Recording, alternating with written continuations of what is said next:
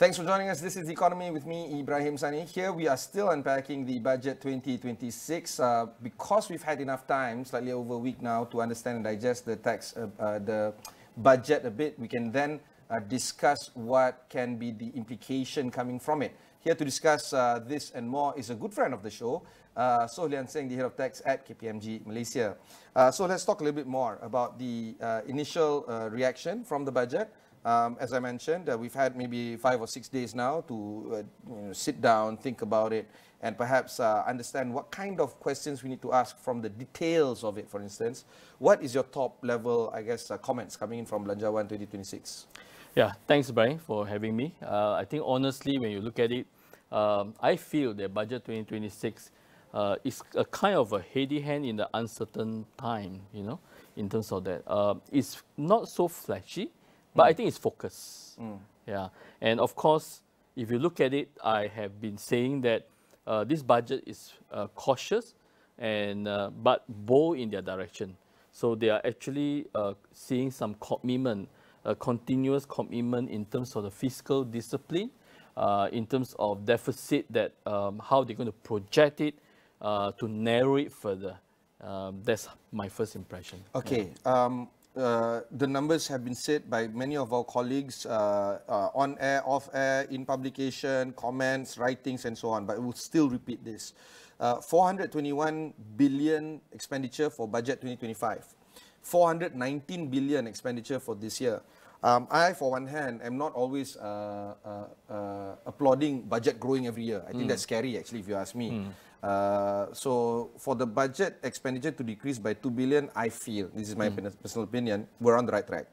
Also, complementing this notion is that even though it's a slightly less expenditure budget, year on year, 25 versus 26, there is clear overtures in terms of increasing revenue, tax revenue by 2.7%. Yeah. Slightly above 300 billion ringgit and so on. Yep. So already I can imagine, okay, tax collection has to be tip-top, enforcement has to be there, supervision has to be there. But what needs to have happened to ensure that budget 2026 is going to be implemented as per aspiration by our government? Okay, the way how I look at it, I think if you look at the expenditure that they have focused on, there are quite a few sectors that they're focusing on. I think in particular the agriculture.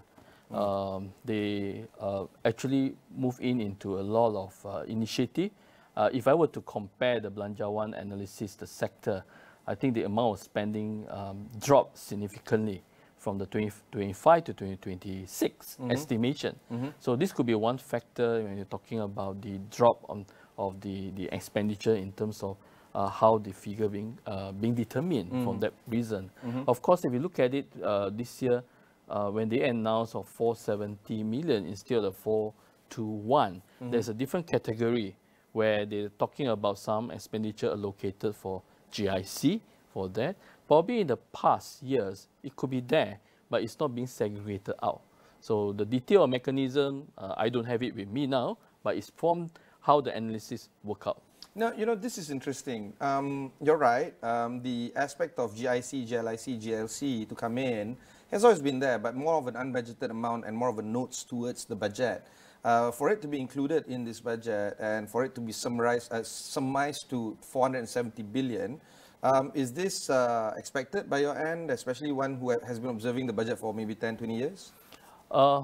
My view, before the budget, I was expecting more of a moderate budget for this year. Of course, I did mention to say if this budget continue to emphasize on Madani vision, where you're talking about raising the floor, where the rakyat is to be taken care of, then I won't be surprised that the amount of the budget now being expanded from that perspective. Of course, the detail we need to analyze further, but that will be my comment as to the first impression on the budget. Let's go back to your core competency, which is head of tax. We'll discuss a little bit at length about the carbon tax. Yeah. But this would be the first budget in recent memory that there would be no introduction of no new taxes. Under the same breath, we're going to increase tax revenue by 2.7%. How do you factor these two elements in? If you look at it, I think there are pockets here and there where with the expansion of the scope, no new taxes, put aside the carbon tax, but I think there are two that, when I look at it, the government actually introduced the 2% on the profit distribution. Yeah. That is something new, but probably from the broad category is an expansion from the dividend tax. That's one. I think the other one that is talking about is the stamp duty for foreign buyer from the 4% to 8%. I think these are the two new ones. But how I look at it, this is just announcement. What they call it, a headline of what is this budget all about. But I think to me, what is important, what is our new storyline? This is where the finance bill, guidelines, engagement got to come in fast as to like what to provide certainty to businesses and taxpayer. That is how I see it. But do you think that it's getting clearer now in terms of how businesses can do their tax planning? Well, I'm still waiting for the detailed guideline from the government in terms of that. Yeah, I hope when weeks come, it will be more clearer to the businesses. Let's talk about individuals now. Yep. I think this is the part where many of us can resonate with.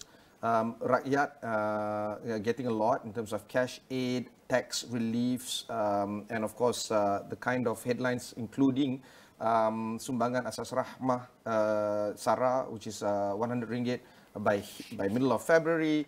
We're looking at STR as well as Sara for next year to be increased by 15 billion, coming in from subsidy savings, coming in from the Welfare Department or Jabatan Kebajikan Masyarakat with an allocation of 3.1 billion there.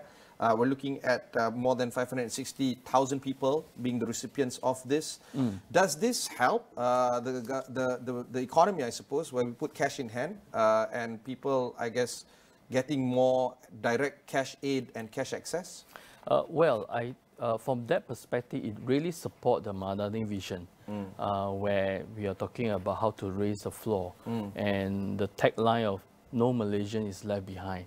That would definitely help in terms of that, because that will actually contribute to the spending by the individual household.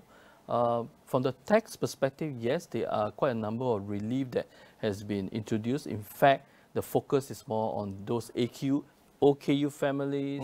You're talking about childcare, you're talking about healthcare and all that. But what is important that I observe from the Belanjawan analysis, the expectation of the collection from individual taxes, in fact, based on their projection, there will be an increase of 4.2 billion.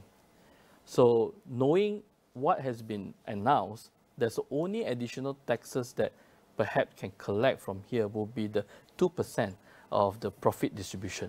That's basically the new category, lah. That's basically the new category. But even for that category, it's very interesting to also note how would then the individual at the high net worth be affected. Right now, the question here would be, as an individual high net worth, they may be receiving a different category of income. Employment, you continue to be taxed under employment. If those individuals who have received corporate dividend in the past, 2%. Now with this 2% of profit distribution, the ambiguous question will be, would it be classified as one to earn the 100,000 threshold? Or is it this 100,000 threshold is given to a different category of income? Yet to be seen, because finance bill is not out.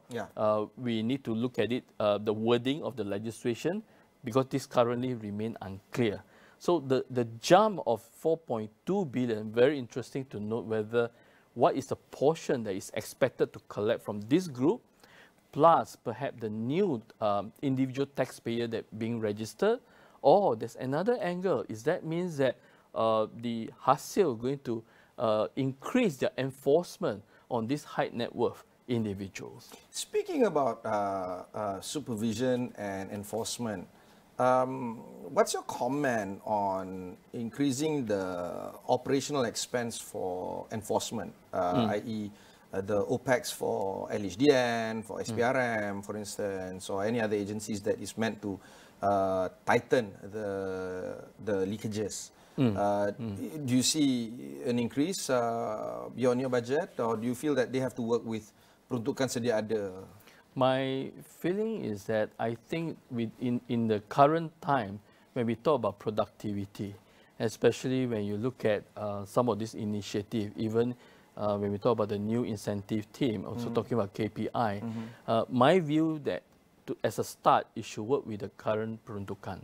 However, if there's a new initiative that you require a special skill to actually venture into what need to be done, then perhaps the additional peruntukan is to beef up or upskilling that category. Otherwise, as a general rule, the way how I look at it, yeah, we should work around within the current peruntukan. On top of the headcount and management costs, one is also looking at capex and improvements of automation, as well as AI mechanisms to improve on the collection. Is this an area of concern for you to see our agencies from LHDN to MOF and more, to see more automation and more AI being implemented so that we can actually tighten that enforcement level and supervision level? Yeah, I wouldn't say it's a concern to me, but I would like to comment that in fact it's a good initiative what the agency has done so far. When we talk about hasil, I can see a lot of improvement in terms of the collection effort mechanism of collecting taxes, past taxes. I think that effort should continue. Now, in terms of using AI, obviously I don't have much detail of that, but I think in terms of agency together with the profiling department, that can be enhanced further to go into the target. Because when you look at taxpayer in a country, if you apply the pyramid scheme, for example, generally, I believe most taxpayer in the country wants to pay the right amount of tax, which actually fall down to the base of the pyramid. Now, what happened to the top? That is where we need this sophisticated tool to identify those that decided from day one not to comply with these taxes. Yeah. And this should be the group that we should go after too. Yeah. Yeah. But details are scant, I suppose, coming in from this budget. Well, the details yet to be seen, Yeah. but I suppose this will fall back to the implementer rather than the policymaker. Oh, I see now. Yeah. All right, back to that question of implementer. I hope the implementer has enough firepower to actually carry out, because I don't know about you, but I have full faith in our LHDN, for instance, to do what is needed to be done. We got agencies and, of course, bodies like CTIM, a member of your own body, the Chartered Tax Institute of Malaysia, to actually advise the MOF, Treasury, on how best to improve on the allocation of taxation on tax evaders and people who game their tax planning, as well as the so-called Mahakaya lah. I think that element of trying to see how we can do best in terms of the pillar that we have right now is also important to be seen, and I think a lot of us, a lot of our viewers can agree with us now. Yeah. Before we go into the business element of taxation, I also want to talk about broadening the tax base, which is always the evergreen question that I ask all my guests, including you. Actually, I don't remember the number of times I've had you over. Definitely more than 5 times. I'm wondering whether or not it has been 10 times since the days of my BFM days. But do you feel that this budget is doing anything to broaden the tax base, which we know is going to be very narrow compared to our peers in the region? Well, if I were to compare to last budget, based on the announcement, I feel the expansion, or rather the base, has not really so wide compared to last year. But take, for example, the one I just mentioned about the profit distribution. There's one good example how this is being expanded. Other than that, if you were to look at some minor details of those changes, it may look like an expansion, but then looking at the detail, it could be review of certain condition that perhaps being tightened. Yeah, but then again, I don't have the further details, but this is just a first impression by reading at the budget speech together with those appendices. For example, like there's one review of incentive of giving scholarship, for example. Yeah. If you notice that in the past years, this incentive already there, but the one that the category of education level they've given in the past include master and PhD.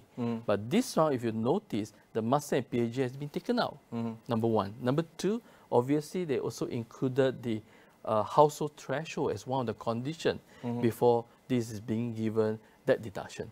So it looks expanded. However, the minor here and there may make it more tightened or rigid in terms of claiming. So we're also, we would be remiss if we don't mention for the education sector, for instance, free education is going to be given to 5,800 people. TVET allocation has been pumped up from 5 billion plus to 7.9 billion. Bumiputra education collectively with Yayasan Peranju, UiTM as well as MARA has been increased to 6 billion.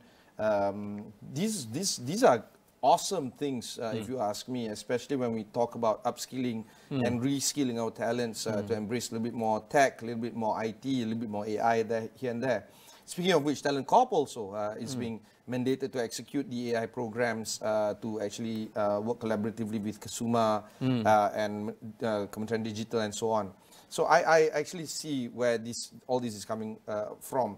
But, you know, there's also fun things, not fun, I guess, socially empowering things like 4,000 ringgit to dispose of old vehicles. You know, I have a nice story here. When I graduated from university, I bought a very nice Kia car for about 40,000, used it for 10 years. It became a besi buruk by the time of its shelf life.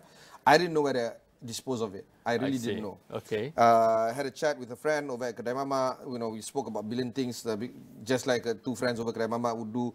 And then, you know, the question of, hey, how do I dispose of my car? Because it's already karat, you know, with the lobang there and everything. He said, oh, you just use custom.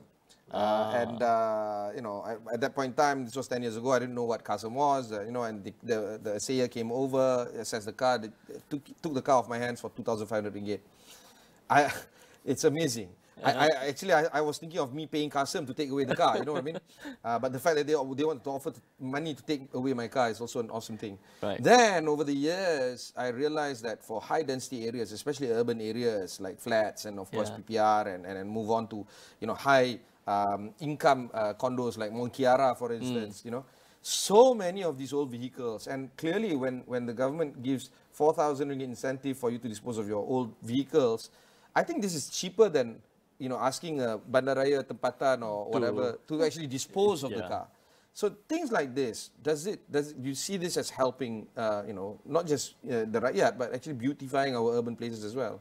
Well, I mean, from that angle, I will kind of like agree. Yes, it's a good initiative when they come up with this scheme. And if it's done effectively with a proper kind of a planning and all that, and with the support of everyone, I think that objective can be achieved. But speaking of training and upskilling that you mentioned, this budget, I think from the tax angle, there's this tax incentive for training in AI. Yeah, which is also, before you jump into that, let's ask the question. So businesses, I think moving from individuals, we now move to businesses. There's tax incentives for training in AI and addressing operational bottlenecks.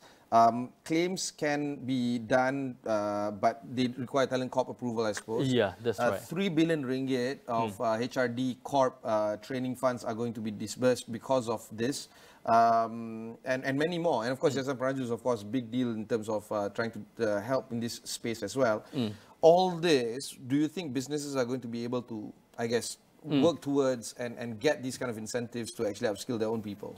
Well, I look at it, I think it's a very positive move from the government to initiate this, because when you look at it, when the whole of the country, we wanted to push for AI and digitalization roadmap. And I think this is one baby step that we could actually promote to the company, especially the MSMI. But I think the ground reality here is, are we going too advanced to even talk about AI? Are all the MSME even ready with the digitalization at the very basic? It will be good. I would like to see perhaps not jump into AI, or rather this should include not just AI, but include the basic digitalization, right? Because that would then perhaps encourage more, in particular the MSME to participate. But the wording in the proposal talking about 50% tax deduction once in 2 years. I would like to clarify further what does it mean by once in 2 years. Is it a situation where a company is allowed to actually choose which particular year that they want to claim or which particular year that is more beneficial? So that is something that is rightfully we don't have that details, but it's good, perhaps in my view, to give some kind of flexibility. Then people can actually maximize more. And the sound, Ibrahim, you just mentioned about talent corp, bottleneck, and all that. I think that is reality. Right now, we do not know how that administrative process is going to be. Perhaps one way to overcome that could be setting up some sort of pre-approval mechanism in place. Then this would definitely facilitate. Otherwise, with these administrative challenges, that may actually discourage more companies to come forward and claim. Yeah, still on businesses. Business tax or corporate tax was barely mentioned. No changes there. Yep. GST doesn't seem to be in the air. Yep. SST seems to be at a holding pattern of 8%, with no indication that the SST coverage is going to be widened. So I don't know about avocado and all the other items going to be put in place. Yeah. So for businesses, I think this is a very budget-friendly, a business-friendly budget, no? Oh yeah, from that angle I would agree. But of course, if you look at it, the government also have mentioned a few, such as new investment incentive scheme, where encourage more companies to come forward. In this case, they have mentioned about manufacturing and the service line to change rather the way how to claim this incentive more towards the outcome base. So to me, this is to attract more quality type of investment to come in.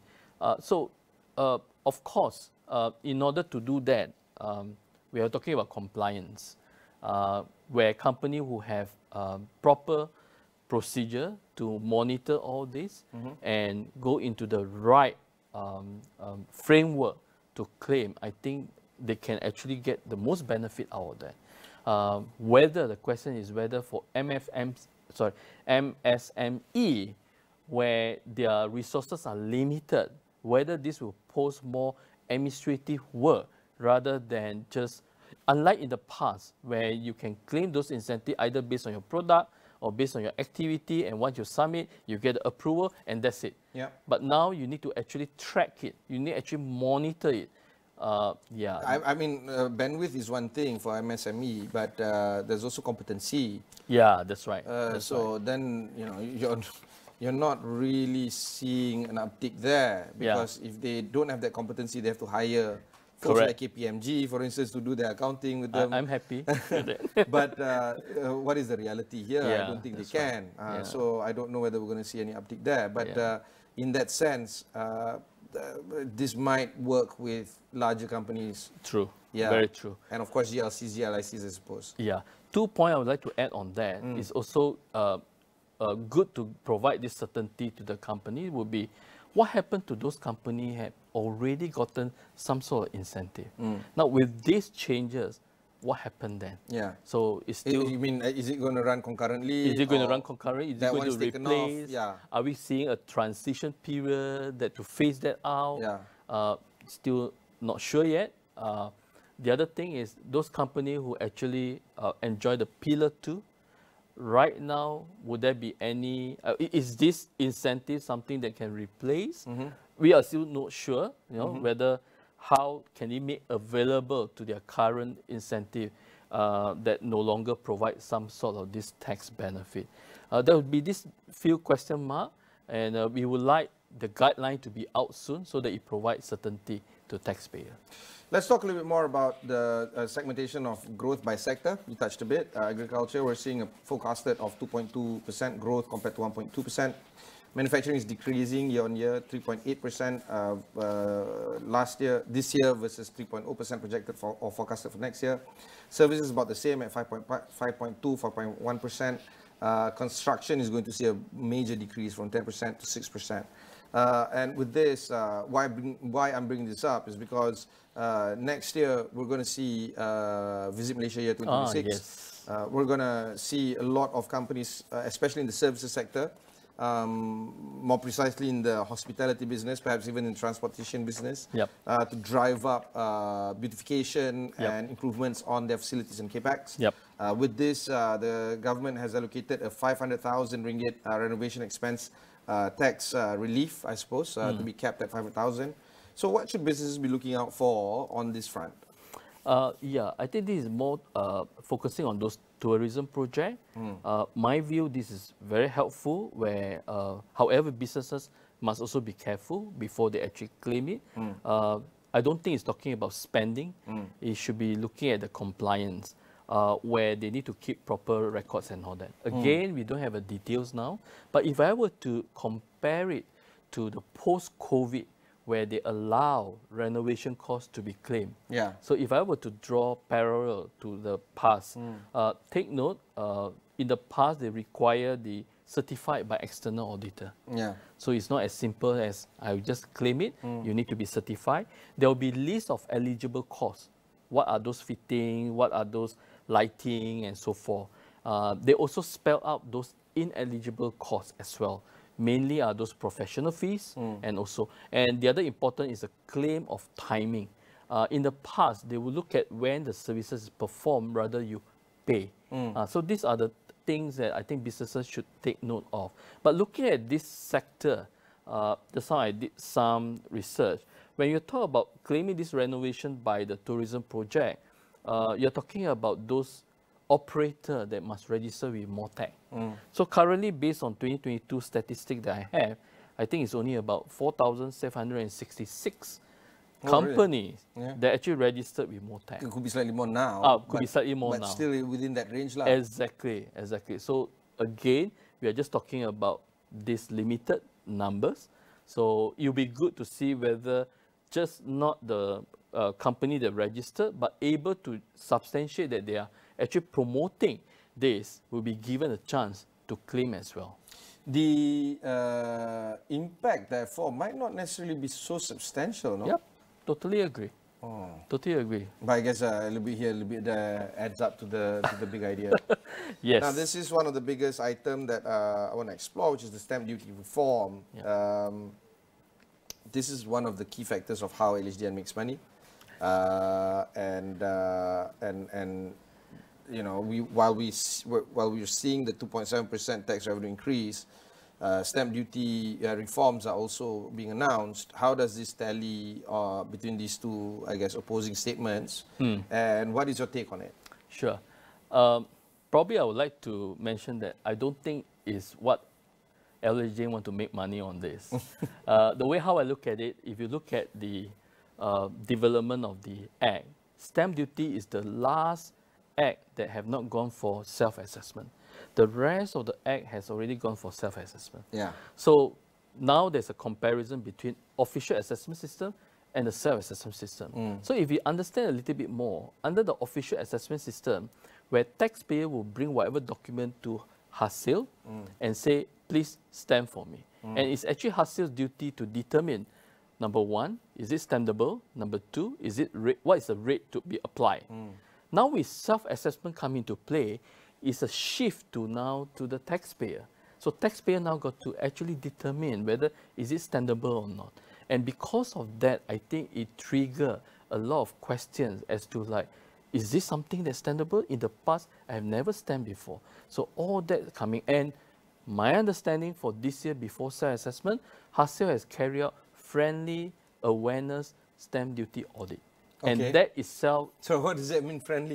Friendly as in the opposed sense, to hostile? Friendly in the sense that they come in with education, trying to actually let the taxpayer know that whatever they have not complied, they must comply way forward, and they are quite flexi in terms of the punitive... A bit of an amnesty as well. Amnesty as well. So to be fair to Hasil, I think there's this good move, good initiative. This budget, how it complement, I see there are some exemptions, there are some reduced rates for the first-time buyer and SME. Now, all this, I suppose, is good, but of course there are rooms to enhance. I would like to touch on two areas. I think in this budget speech they mentioned about employment contracts, where the exemption has now been increased from 300 to 3,000. Of course, we can debate about it because 300 that was fixed, it was in 1949. Now, 2025, is it equivalent to the category of 2,000? Maybe now the figure could be more, perhaps. But anyhow, I would like to thank the government. At least they listen. They still increase to 3,000 as a start. Now, that itself, from that initiative, I trust that it can take off a lot of this administrative work from the particular company. But again, issue come in will be, even though it's exempted, is it still very clear that exempted documents still do not need to be stamped? You see, this is exempted. I assume so, no? Yeah, still need to be stamped. That is where we want clarity. But so because I assumed but the understanding here is, when we look at the 1949 Act, currently it has not been revamped yet. So there's a provision there to suggest that even though it's exempted, you may still need to stamp and get it exempted. So the administrative work would stop being lifted from that.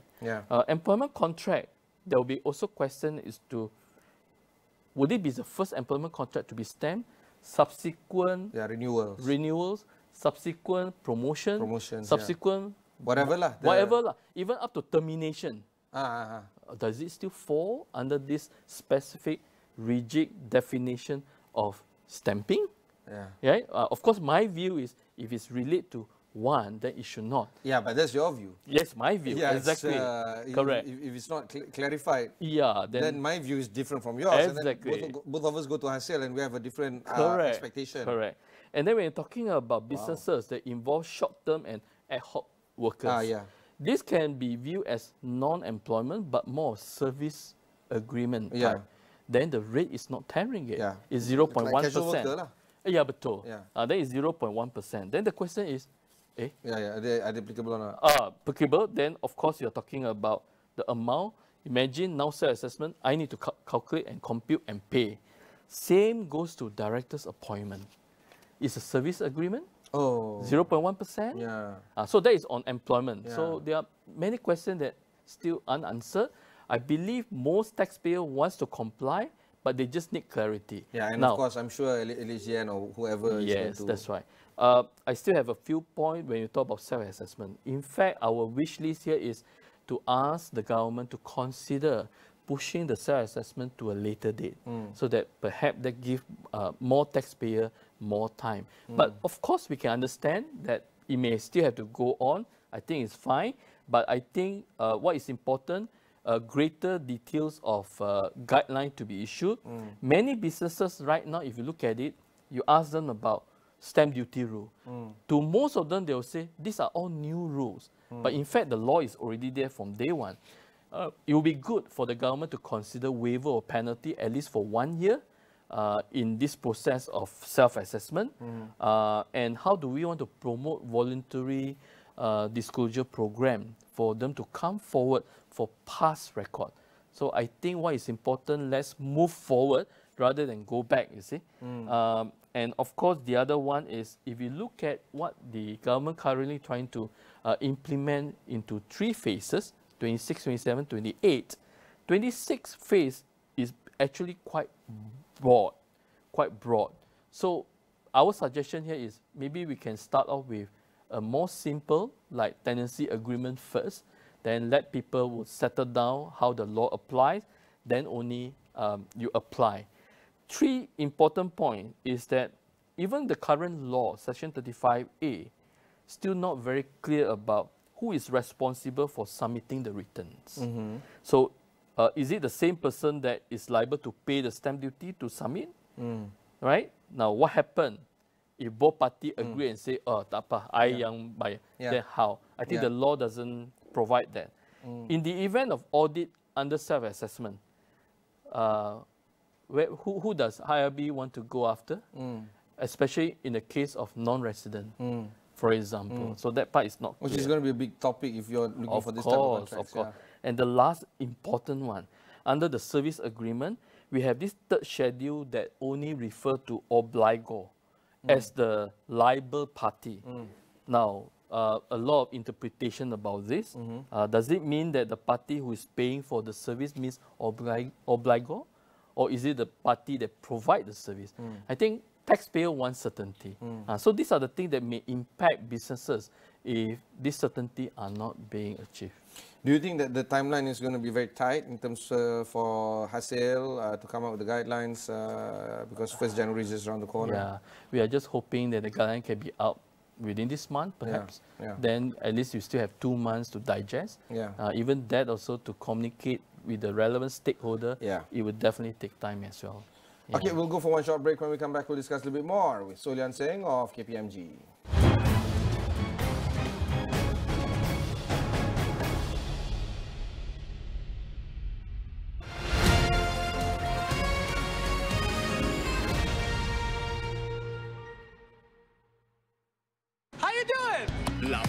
Saluran 100 kembali. Yo, what's up? Y'all got a problem? Dengan lebih banyak jenaka untuk seisi keluarga. I rasa kita ada masalah. Bukan dia tak ada. Are you kidding? Nikmati blockbuster hebat. Hiburan yang menerbitkan kegembiraan. Kamu tu nelayan. Hah? Aku nelayan? Membawakan. Komedi tempatan. E to the D to the N to the A. Sitcom retro. It makes me sick. Filem animasi yang menggelitik jiwa.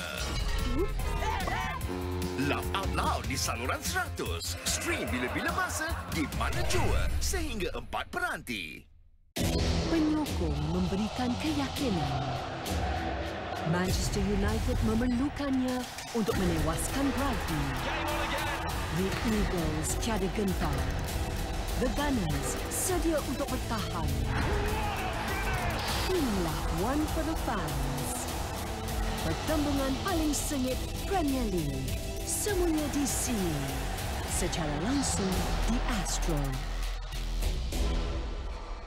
Terbukti bahawa tahap kesediaan digital yang tinggi membolehkan usahawan PMKS menerima kemajuan teknologi, meningkatkan inovasi dan daya saing.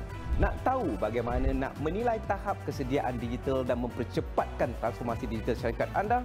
Temui kami di 5 lokasi: Perak, Sabah, Kelantan, Melaka dan Selangor. Jumpa di sana.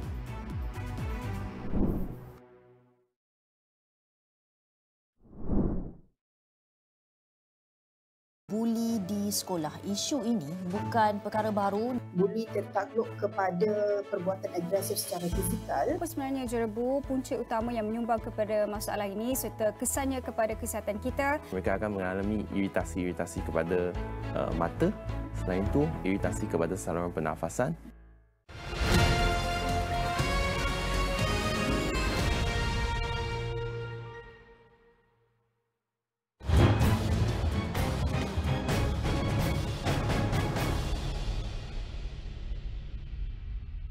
Thanks for staying on with us. I have with me the head of tax of KPMG Malaysia, So Leansing. So let's talk a little bit more about the macroeconomic outlook.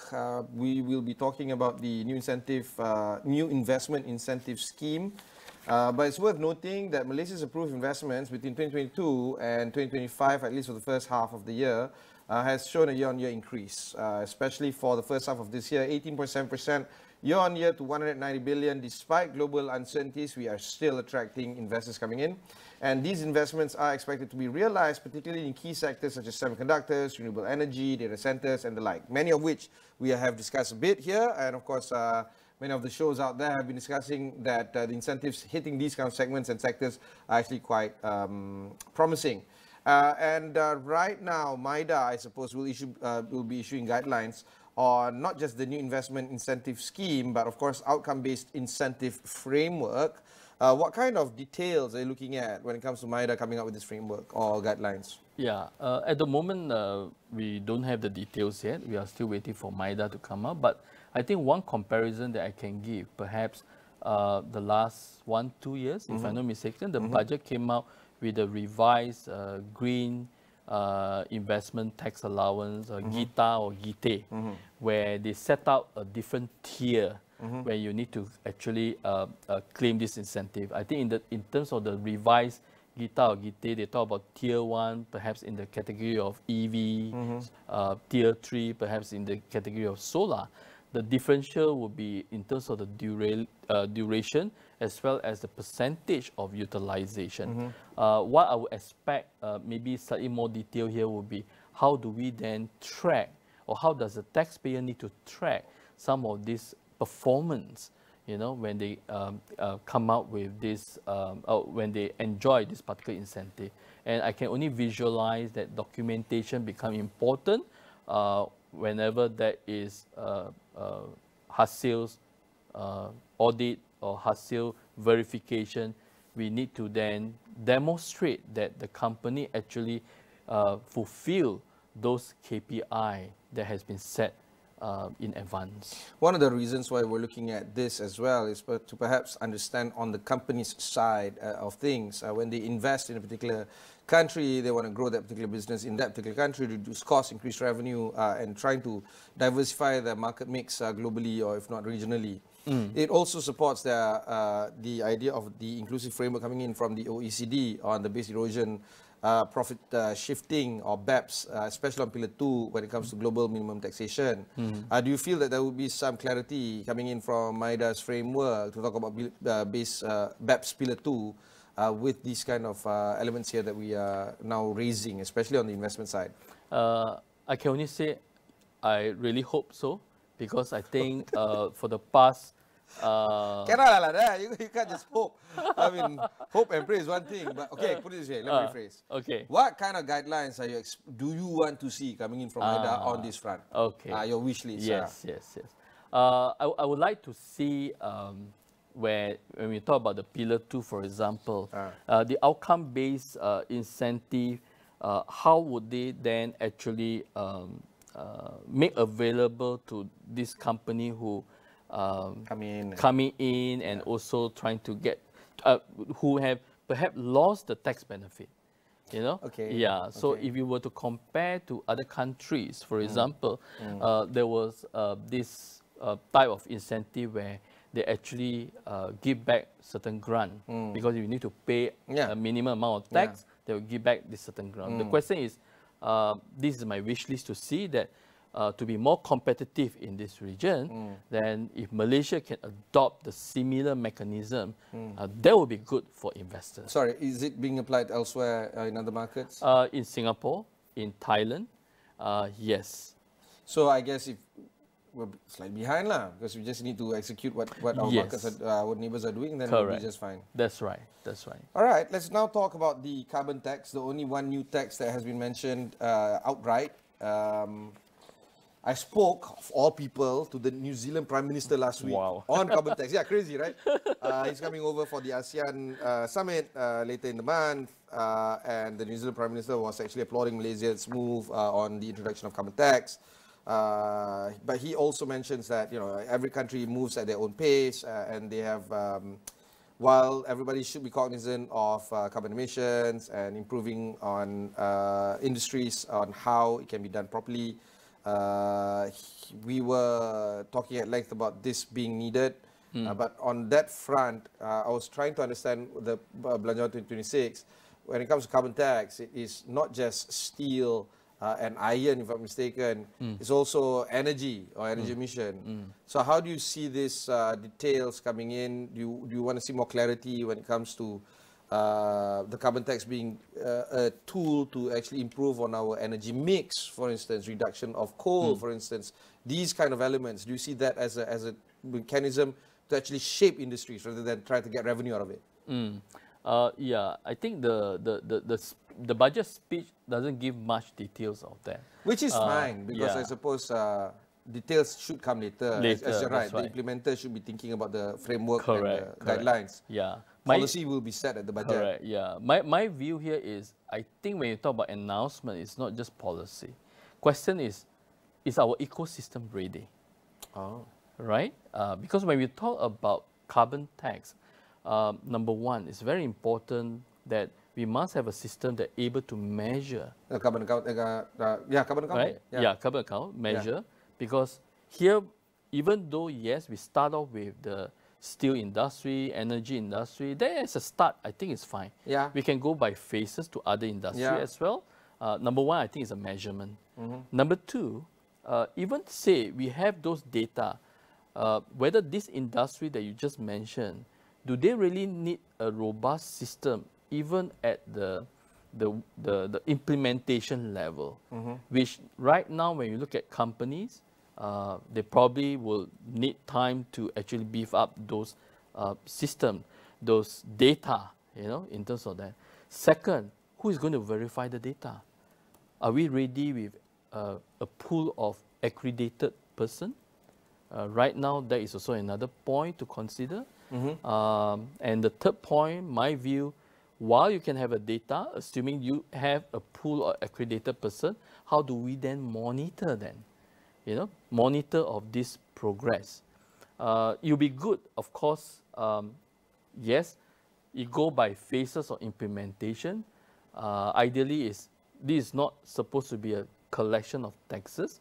If you want to promote this, whatever carbon tax that is collected, ideally will be channeled out to support those other industries that need this implementation. It can be by way of grant or loan, perhaps, to support.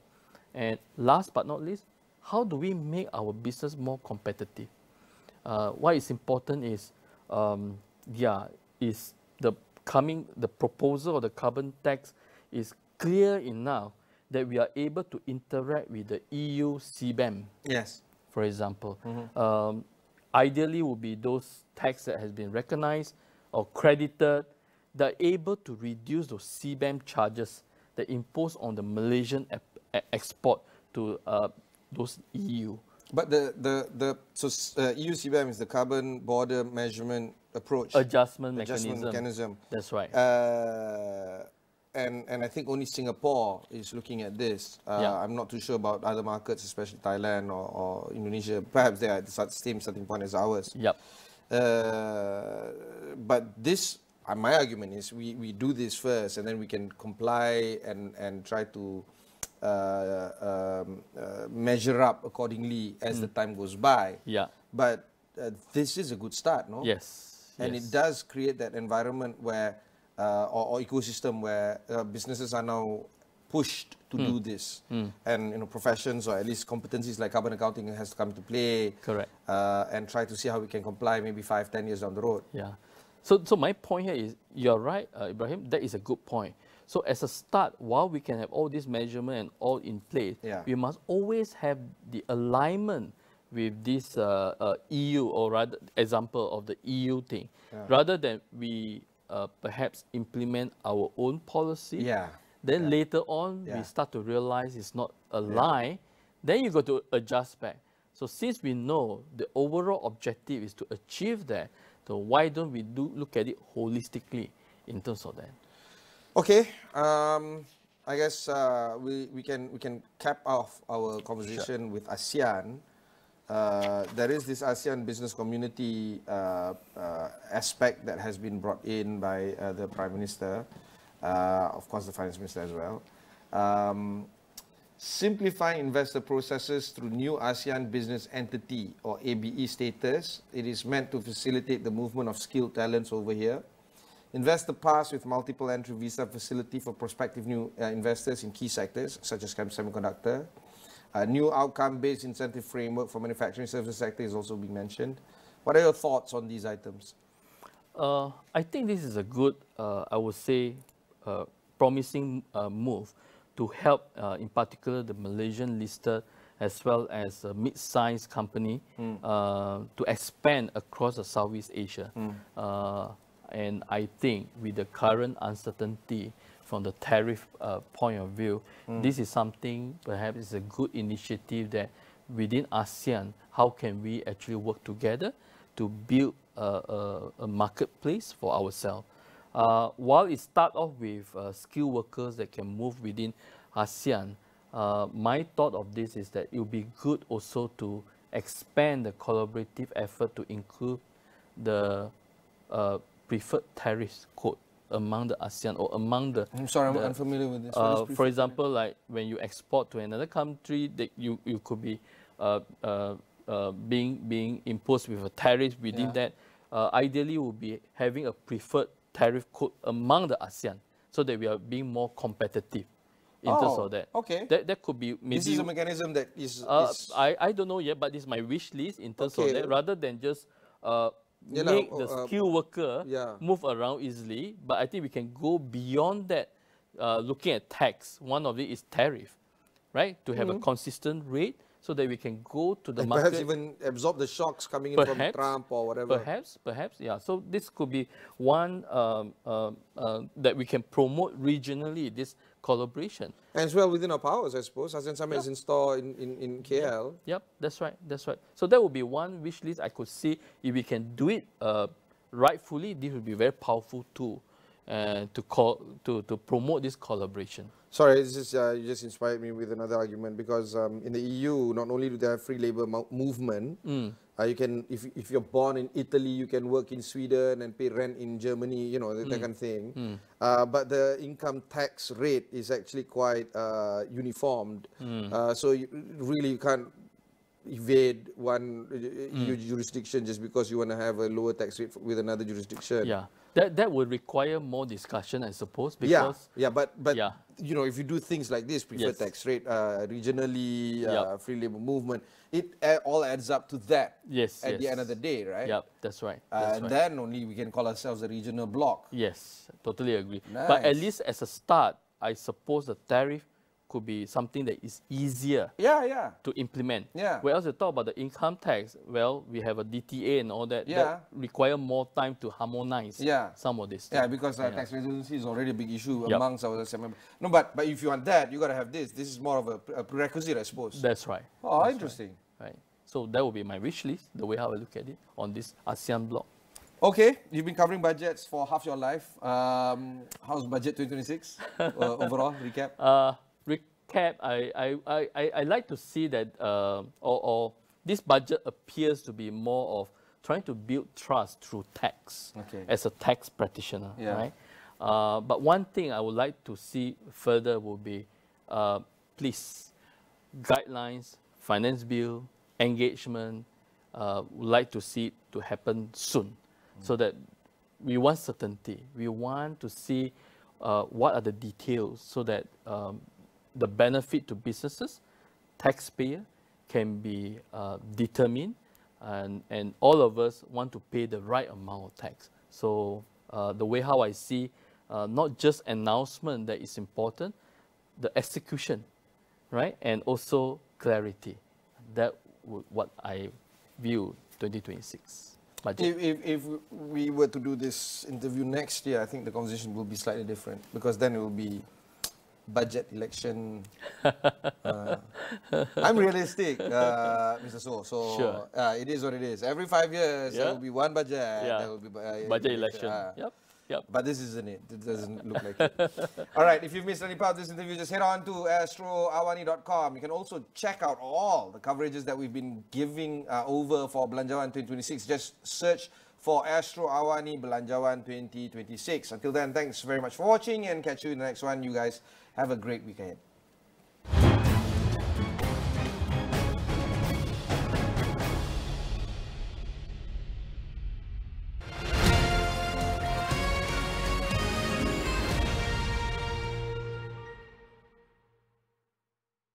Uniform Tentera Darat Malaysia TADM bagi peserta program latihan khidmat negara tidak seharusnya menjadi isu hangat. Jenayah penipuan pelaburan mencatatkan jumlah kerugian tertinggi pada tahun ini setakat 2 Februari lalu. Kementerian Pendidikan memandang serius isu peningkatan trend penggunaan rokok elektronik. Lembaga Lebuhraya Malaysia LLM memperluaskan larangan kenderaan berat memasuki lebuh raya pada waktu puncak di beberapa jajaran terpilih di sekitar Lembah Kelam. Mungkin ini permulaan yang terbaik untuk aku fikir orang. Menebus kesilapan lalu. Sedap ke Papa? Sejak bila kepada masanya, Astro? Sebelum dia kahwin dengan Nora, aku nak dia ceraikan kau dulu. Penuh dugaan. Jangan tunjuk pada orang yang nak tengok si hancur. Kau main dekat luar dengan dia tu, langgan nak mabuk kan?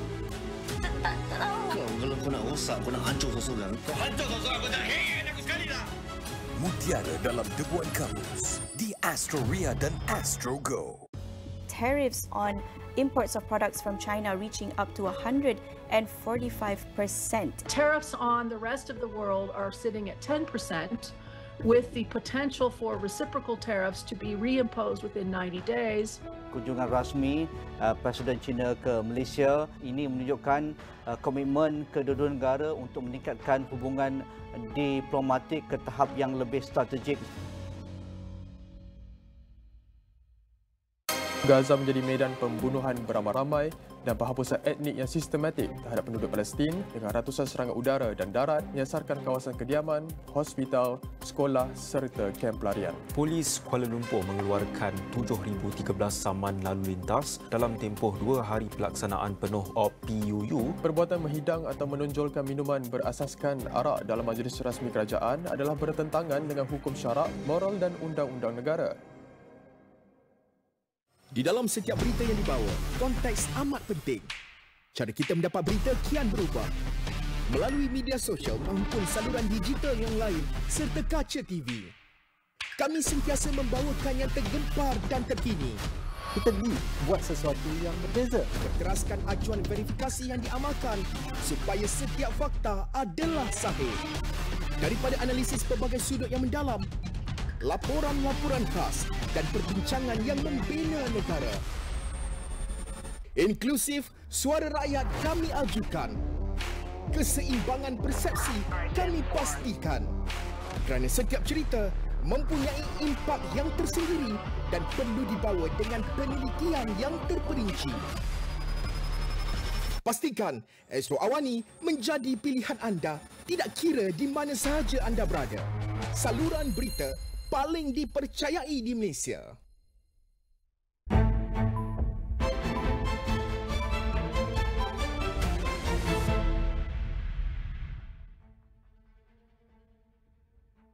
Hello and welcome to Niaga Spotlight with me, Tamina Kausji. Niaga Spotlight takes us to the week in economic analysis as well as future affairs.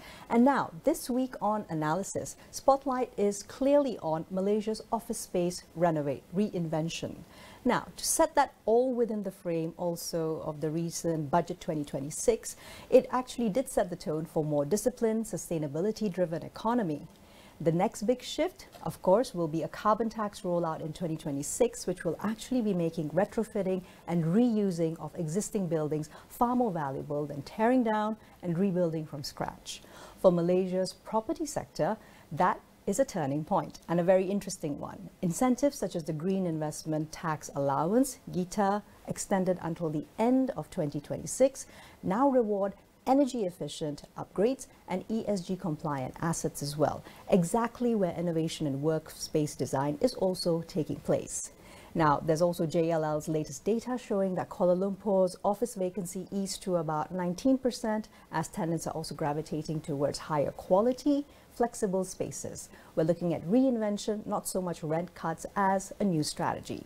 So today, taking all of that into consideration, on Niaga Spotlight, we're exploring how two key players within this space are turning underperforming square footage into ESG-aligned, revenue-generating value. Welcome to the studios today, Stephanie Ping, CEO and co-founder of Work, to discuss Work's upcycle co-working model, together with Pang Salian, Senior General Manager of Sunway Malls Kuala Lumpur, with more about Sunway Mall's asset as ecosystem strategy. A very good morning to the both of you. Thank you so much for making time. Good morning. Thanks for having us. Wonderful. So Stephanie and Fang, I will get started with the discussion perhaps by referring first to Stephanie to tell us a little bit more, spacing this within the scaling versus saturation arena. So when it comes to Work's plans, you're going big guns. Around 450,000 square feet of co-working space by the end of this year, which is very soon. We're already in Q4. And you're also looking towards managing around 1 million square feet by 2030. So, of course, looking at Klang Valley office vacancy rates, how are you evaluating risk within this space?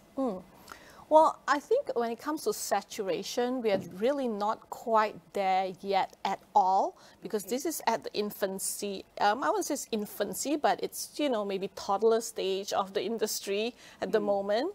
Because if you look at the numbers, our penetration rate in Malaysia at the moment is probably about last I checked was 1% by now, maybe more than 1%. And a lot of the average penetration rate in the Asian cities are at 3%, at current rates 3+, and it could go up to 10% quite easily. And so we have a long way to go. So in terms of having oversaturation, I wouldn't say we're really worried about that at all, and we've got a lot of space to grow into. If you notice, we're very disciplined. We will definitely go to the other cities, but we are still only in KL, because in KL, there's still a long way to go of building even more spaces, which is where that 1 million square feet number is coming in. We're actually now, if my numbers are right, then if not the biggest, then one of the biggest here in Malaysia. So even at that stage, there's still a lot to go to. This side of town in Bukit Jalil, we don't have any. And a lot of other parts of Klang Valley as well. So I wouldn't say saturation is that much of a problem as of yet. So not really a problem as of yet, but also still staying relatively conservative for the immediate long term, because we're looking at Klang Valley still, right? We're actually looking at other cities, and when we say other cities, we don't just mean Penang and Johor. Right. We also talk about, what do you call it, Ipoh, even smaller towns, Malacca, or even Kuantan. We go wherever there are entrepreneurs, wherever there are businesses, and our model will fit into those cities as well. It's just that because there's still so much more to go in Klang Valley, then why not just continue to expand into that market, which comes to my point of like penetration rate in terms of it having to at saturation rate. It's not there yet. And that's where things are in terms of the office market for us. Fantastic. So I think this is a perfect segue actually, Pang, to go dig deep into Sunway Mall's approach, and the fact that also Sunway Malls has started now integrating solidly co-working into your mall assets. And how was this organically, in a sense, also came to fruition in the post-pandemic return to work time frame that you were mentioning as well? Okay. Probably let me start off with some of the numbers from this NAPIC, the National Property Information Center. Recently, they have released the latest quarter report. It shows that for Malaysia shopping malls industry, there is about 20% vacancy in the malls or commercial buildings. Total occupancy is average is about 80%. So that's 20% vacancy. So that's why for shopping malls, I think this is a good repositioning strategy to fill up the vacancy. So that's why co-working space actually is a good strategy to fill up those vacancy or underutilized space, including those space like while waiting for the next enhancement project, transitional occupation period. So it's a good fill up. It's to help us to fill up the gap of this occupancy in the mall.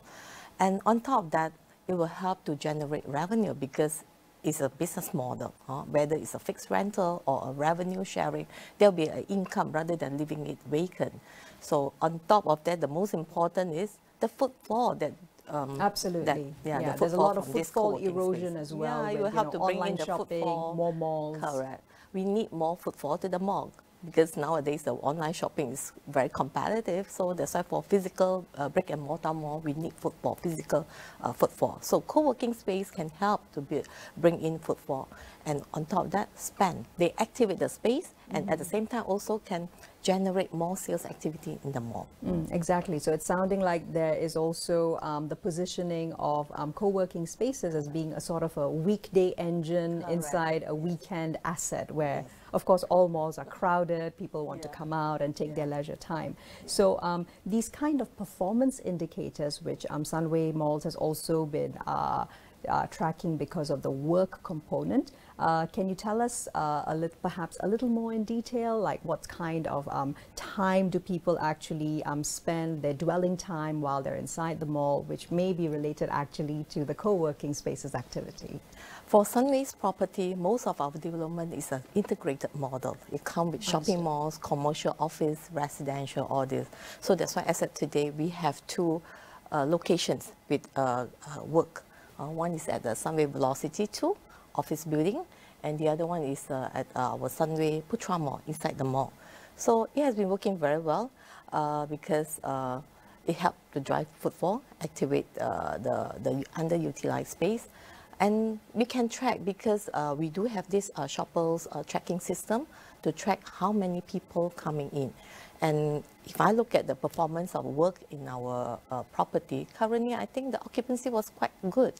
I think above 88%, close to 90%. It's very full. That is in very fact, promising. Yeah, Good to in hear. fact, Good to hear. and we are very happy because I think there's room for future expansion. For shopping malls, usually space is quite limited. Yes. So, but again, most of our integrated townships are actually well connected to office tower. So that also allowed the future expansion from mall to the office building. Yeah. Yes. And also our development is also very close to the transport hub. LRT hubs, etc. Yeah, so I think it's also one of the probably important factors for work to consider because it's very convenient for all these gate workers to come. It's like how Ms. Bang said, it's an integrated development. So even though in the Sunway Velocity location, we are in the office space, we work with the mall side, her team at the mall, to have partnerships with the retailers over there to bring in the community both to the building, discounts for the food retailers, for our customers and so forth. So it's actually very, even in the way we work with each other as landlord and as a tenant or a partner, it's very integrated in how we do business with each other. Exactly, because it's also about shifting the idea around malls as a place to buy things, but also as a place that people just are at. Place to be, right? So all of these value activators that a partner like Work brings in, we're talking about the fact that you are able to have these kind of agreements with existing property owners who are already on board. What would be perhaps the value proposition to those who are more conservative when it comes to thinking about their empty retail spaces, but perhaps what would you pitch them if you wanted them to get on board? Well, I mean, I think this is a test case to see whether it is something that is viable. And you've heard Ms. Pang say that there's expansion opportunity, which means it works. And we track that with, Sunway and our other existing landlords that we have this program with. And ultimately what they see is the hard aspect and the soft aspect. The hard aspect is very simple. We increase the yield or the rental per square feet for them in that space by way of a kind of financial agreement that they, invest something into the space, but they expect to get a return that is above what they normally would get. So we would pay because you're taking up a considerable amount of square footage as well. Yes. At the same time, because they're also investing into the what it takes to build out that space, they expect to get sort of higher yield in a sense. True. And that's what we do give the landlord. So in terms of increasing the financial payback to them, that's an easy one. But at the same time as well, what they see is that we increase the footfall. And these are not just footfall being people going into the mall to spend money and use it. These are people who, once they're in there, they become friends, business connections. They actually have a whole localized community over there, which is very robust and help people become successful in their business. And that attracts the community in the vicinity to come to their mall, gives it a brand. This is where you go to meet people, like a rukun tetangga for businesses. Sure. And it doesn't just bring in local community, it brings in, I would say, from all four corners of the world, because if you go to Ms. Bang's mall, I say it's kind of her mall. She takes so much ownership. It's like her baby. Very cosmopolitan, Very right? cosmopolitan. Yeah. It's it used to be, I hang out at that mall. I love that mall.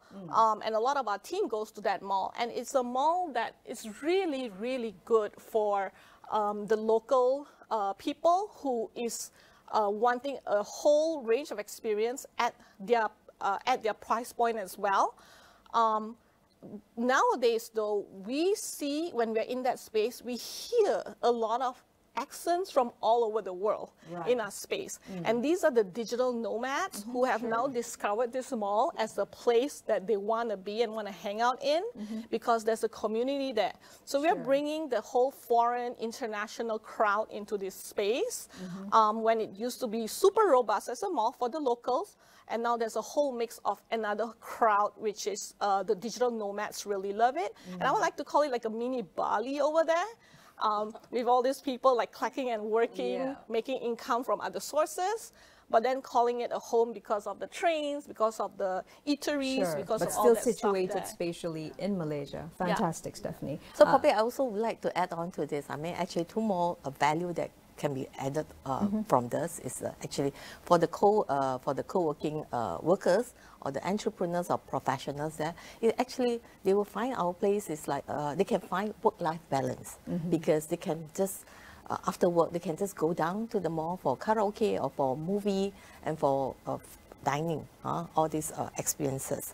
And one very important point is also in the mall we do have a lot of the pop and mom store. All these small retailers. Who've been there for decades they don't sometimes. have all this vast experience in all kind of functions. So they are very much focused on their sales activities. But today with all these online competitions, I think if they are not improving, their business will be struggling. So I think with the co-office space just nearby, it actually can complement their business model. I mean, imagine this pub and mom store, if they don't know how to do social media marketing, they can actually find all this support from freelancers, all these small entrepreneurs where they can work together and grow their business. I think this is another ready, I would say the ready workforce available in a mall to support all these pop and mom retailers. Yeah, footfall with connection. Footfall with connection. I love the idea of that. So thank you so much for the conversation so far. We take a very quick break. Don't go anywhere. We'll come back with the rest of looking, of course, at reinventing Malaysia's commercial spaces in just a tick on Niaga Spotlight.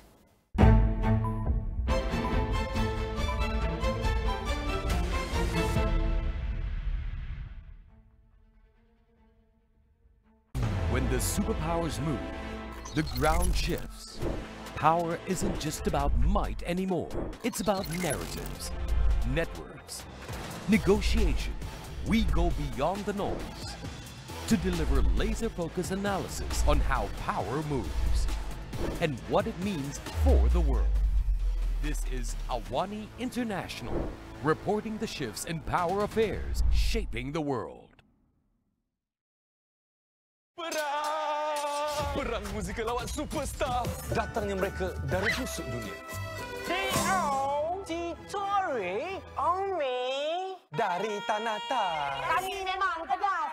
Somta 3 kuntung bunga. Tutuci Nekuati Takiba Dari Otoma. Animal Music. Siapa yang mau kawin? Dari saudara jauh SRK. Katanya dari Mongol Empire. Ekon. Yang ini penghibur Cleopatra. Jauh dari Great Wall. Tidak ketinggalan yang perkasa, tapi sopan. Ini perang lawak superstar, tapi dengan musik. Musik lawak superstar 2025 di Astro Prima dan Astro Go. Perusahaan kecil dan sederhana, impian besar. Jiwa SME Astro Awani kembali menjelajah Malaysia. Dari Ipoh ke Kota Kinabalu, dari Melaka ke Lembah Kelang. Sesi pitching, pameran produk dan dialog bersama pemimpin industri serantau. Dapatkan inspirasi, ilmu dan peluang untuk kembangkan perniagaan anda semuanya di bawah satu bumbung. Kerana ini adalah medan impak sebenar. Jiwa SME menjana impak inovasi digital. Tariffs on imports of products from China reaching up to 145%. Tariffs on the rest of the world are sitting at 10%, with the potential for reciprocal tariffs to be reimposed within 90 days. Kunjungan rasmi Presiden China ke Malaysia ini menunjukkan komitmen kedua-dua negara untuk meningkatkan hubungan diplomatik ke tahap yang lebih strategik.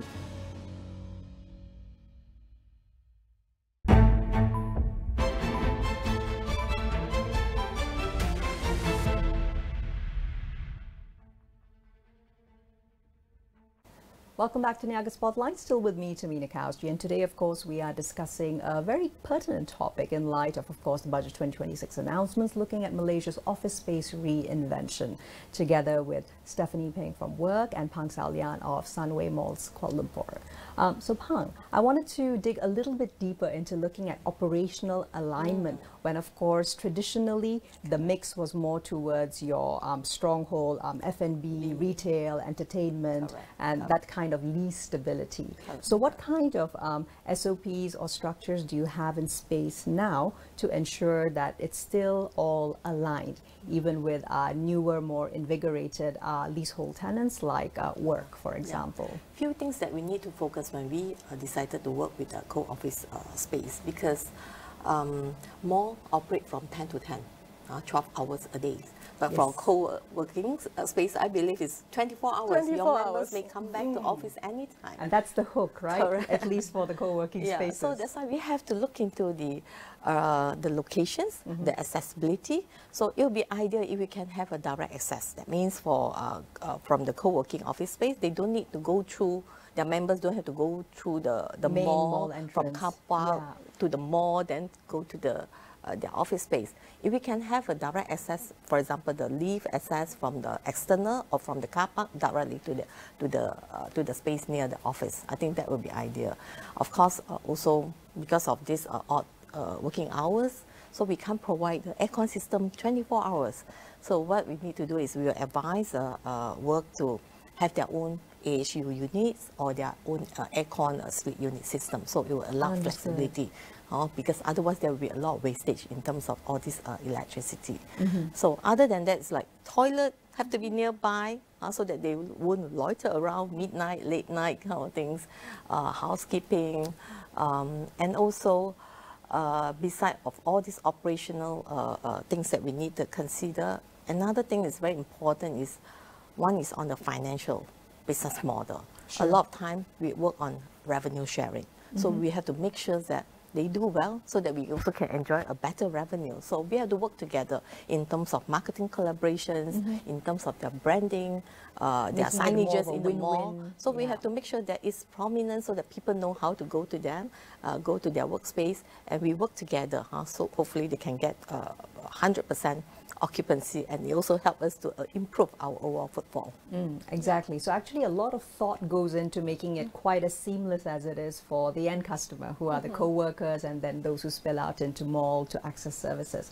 Stephanie, from there I'd like to go into talking a little bit more about tenant mix as well and resilience. So the co-working world has also learned quite a lot that it's really important to focus on more of a healthy mix. And given Work's now network of roughly about 10 or so outlets, what is your current occupancy and tenant mix breakdown, if you wouldn't mind giving us a snapshot? Yeah.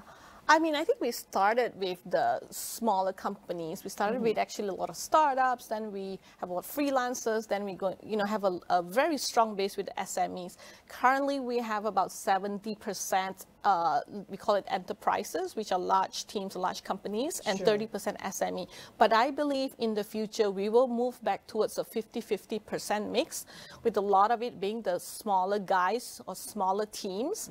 And I think that's very robust because ultimately what we supply to a lot of landlords are the small teams and the small companies that otherwise they would not have as a tenant mix in their building.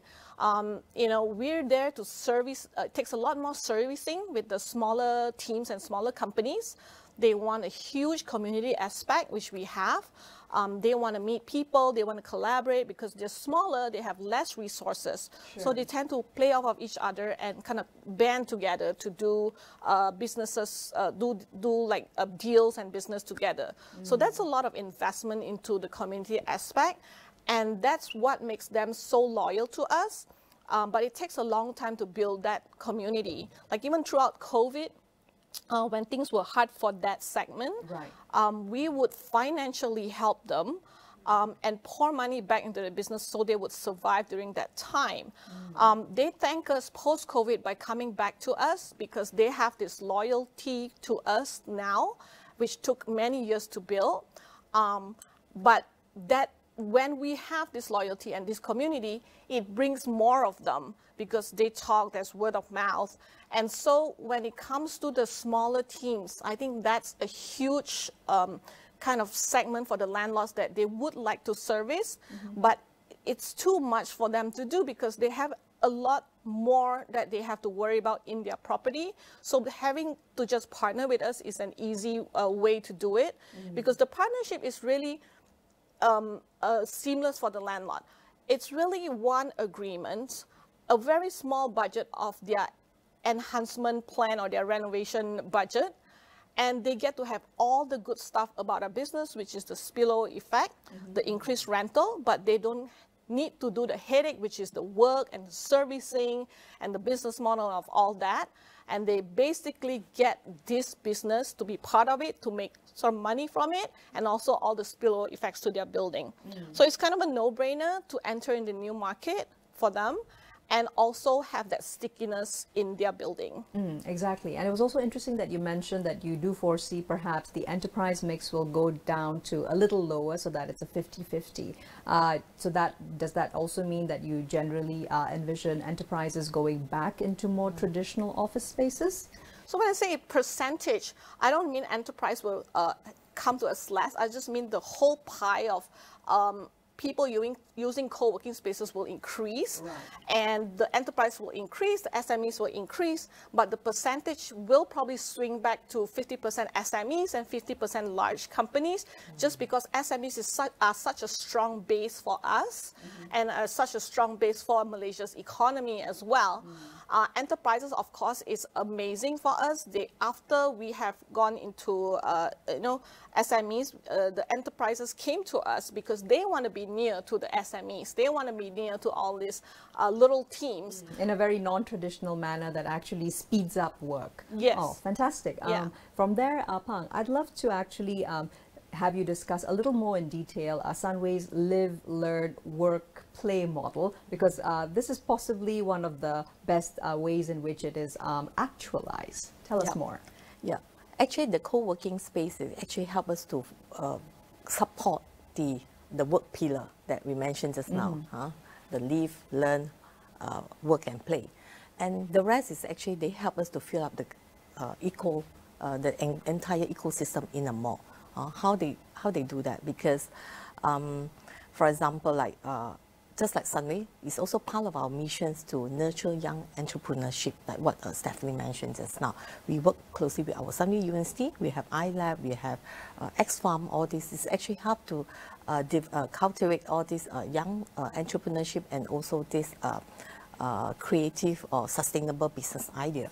So what we did is actually we work together, and this is also aligned with our Sunway SDG commitment.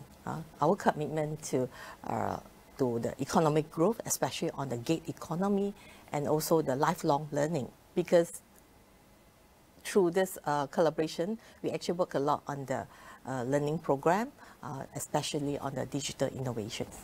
Absolutely. So it does seem like the way in which it has been planned out, it is bearing fruit in under 5 years, which of course, would you be looking to actually collating perhaps more pilot studies or even data that can then perhaps help inform other Sunway property decisions around the country and maybe not just restricted to Klang Valley? Yes. I think if Stephanie work there willing to explore outside the Klang Valley, I think we will have a lot of business opportunity again.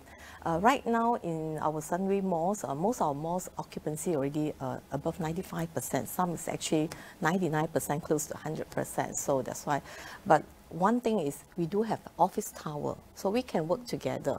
A small satellite node in the mall and the bigger office space in the office tower. This is something that we can work together in outside our Klang Valley property developments as well. Yeah, I think when she mentioned partnerships, I think that's like really how we think of it. When we go into her building or any landlord's building, we start to take on the mindset that's our building as well. We have a sign there to tell everyone that we're there so that they come for meetings, for events, and then the success of that mall is really success. Part of our success, And then we would have a lot of partnerships with the other retailers in order to have cross-functional, like, promotion and things like that. So really part of her community as well as she's part of our community. Absolutely. And also then perhaps to land the conversation nicely, in conclusion, Stephanie, so also one of your differentiators as work is about upcycled co-working. Tell us a little more about this, especially within the context of all things green, sustainability, and the fact that even as a country, we're now even moving towards firm budgetary benefits and incentives for this arena. Yeah, so I mean, two things. One is on the ESG angle. We're on all the train lines and we've collected on the train lines. And the reason for this is definitely on the ESG angle because people start taking trains to work now instead of cars. When we surveyed our customers, 50% of them has now started taking trains as their primary mode of transportation to work instead of cars. And a lot of people cite that the reason why they choose to be employed by the companies in our spaces is that they want to use the trains. So we're talking about a huge change in people's behavior and not even about, the discussion of should we change from normal car to EV cars. I'm talking about getting cars off the road entirely. People walk to work, take the trains, and that's, I would say, is a very big driver of how the behavior of people will move towards an ESG kind of environment. The other thing would be that, especially with this site, with Miss Bang in Sunway Putra, it's an upcycled site in that sense. It was another space, and we did not do a lot of demolition work. We reused what was in there. We used the thought to kind of change and update the space to be what it is today. And as a result, we spent 70% less capital expenditure on the space, saving money, saving materials, and we made it into what it is today, which people appreciate, especially digital nomads really like that story. It resonates, of course, with the overall sustainability element of work style. That's fantastic. Right. Stephanie, as well as Pang, thank you so much for this most interesting conversation that helps actually anchor us around really new realities for the working crowd and also for those who are now frequenting malls. It's been a pleasure. Thank you. Thank you. Well, Malaysia's office market isn't shrinking, it's actually shedding its old skin, and the winners will be those who are treating this space as an ecosystem, not just a standardized lease. Well, that's all we have time for today on Niaga Spotlight with me, Tamina Kausji, discussing the office space reinvention all around Malaysia. Here's to a productive week ahead.